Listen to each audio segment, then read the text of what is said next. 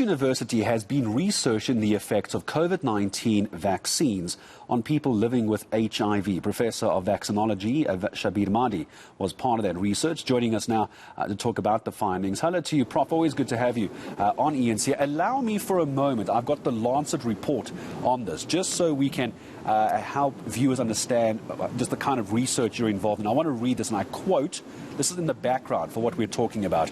We evaluated the safety and immunogenicity of a matrix M adjuvanted recombinant spike protein nanoparticle. What in the world are we doing? Yeah, unfortunately, scientific manuscripts are not very friendly to the lay public. But what we're really doing is we're looking at the vaccine, which is otherwise known as the Novavax vaccine, which just uses a protein of the virus known as a protein, and it couples that with another molecule so that the immune system develops a more robust response when it is challenged with that, when it is presented with that particular molecule, and that's the adjuvant part of it.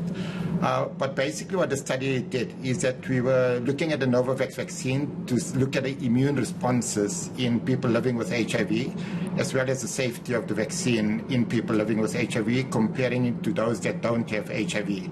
And we're really using the immune response as a proxy measure as to how well the vaccine can be expected to work in people living with HIV compared with HIV uninfected individuals. And what did we find as well, if you're looking at this particular vaccine and those living with HIV, what did you actually find as far as effects of this vaccination? Yeah, so it was somewhat surprising because the category of individuals living with HIV that we selected out were those individuals that were on antiretrovirals, and the HIV was actually well controlled. But despite that, what we showed is that those individuals, their immune responses to the vaccine was inferior compared to the immune responses of HIV uninfected individuals. In addition to which, what we had also shown in the Novavax vaccine trial is that people living with HIV were more likely to have breakthrough infections from COVID. So what it tells us is that the schedule that we're using in HIV uninfected individuals, that has worked pretty well in protecting them against COVID-19, that particular schedule unfortunately won't work that well in people living with HIV, and even in those that are relatively immunocompetent in that they are on antiretrovirals. So we're needing to look at other approaches, other dosing schedules in people living with HIV, which is what we're currently doing. And so when we talk about other dosing schedules, Prof, would this go as far, if I'm understanding you correctly, would this go as far as making a recommendation rather that those living with HIV, however well managed, should rather use a different vaccine, maybe a different brand? Is that my understanding? No, so we're actually looking at a different dosing schedule of the Novavax vaccine. And this is not unique to the Novavax vaccine. Even for the AstraZeneca vaccine, we also showed that the immune responses in people living with HIV was slightly attenuated compared to those without HIV. So I think the important message here is that we can't just take data from HIV uninfected individuals and extrapolate it to people with HIV. We need to do the studies in people living with HIV to understand how these vaccines are going to work.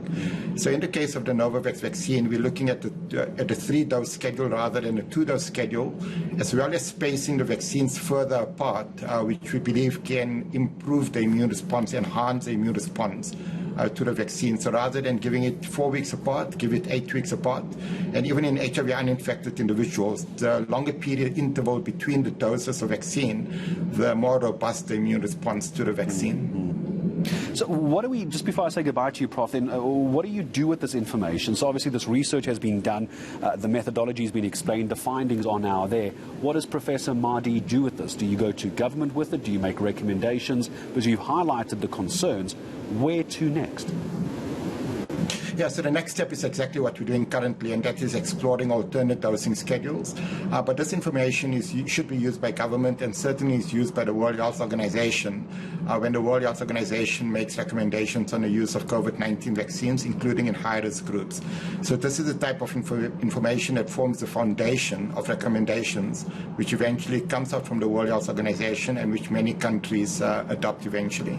And just very briefly, and let me leave this as your as my last question to you. Someone watching now who may have HIV and has an interest in the Novavax vaccine, what do they need to do differently? Must they ask specifically for something to change? What must they do? Someone sitting at home with HIV, what do they do with this information? Right, so right now the Novavax vaccine is not available in South Africa, but there is the Johnson & Johnson as well as the Pfizer vaccine. And to some extent, you can use this information and extrapolate it to other vaccines. And the important message for people living with HIV is that they probably require a minimum of 3 doses of vaccine rather than 2 doses of vaccine. So if they've already received 1 or 2 doses, they certainly should step forward and receive the 3rd dose of vaccine, irrespective of which vaccine it is, because they are a high-risk group of developing severe COVID, and their protection needs to be enhanced. Well, Professor, I always appreciate having you on. Thanks for wrapping that up for those who are living with HIV. Wits University Professor Shabir Mahdi. We're heading up